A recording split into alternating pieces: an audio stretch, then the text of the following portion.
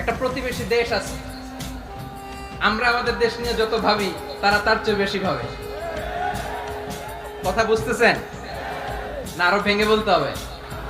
হ্যাঁ। আমরা আমাদের দেশ নিয়ে যত উদ্বিগ্ন, এদের আরো টেনশন বেশি। বলেন আমাদের দেশে শান্তি আছে না নাই? আমরা হিন্দু মুসলিমে কখনো দাঙ্গা লাগে? আসতে বলেন কেন লাগে? ওদের পূজা পার্বণে আমাদের মাদ্রাসার ছেলেরা যে পাহারা দেয়, চিল্লায় বলেন ঠিক কিনা? আমাদের তাফসীর মাহফিলের সময় ওরা ডিস্টার্ব করে, ঢোল বাজায় না।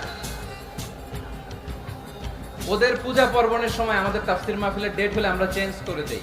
সুবহানাল্লাহ, কি সাম্প্রদায়িক সম্প্রীতির রোল মডেল।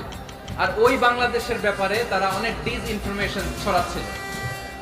ভারতের অনেকগুলো গণমাধ্যম, আমি জেনারেলাইজ করব না, আমাদের প্রতিবেশী দেশের সব গণমাধ্যমকে আমি দোষ দিতে চাই না।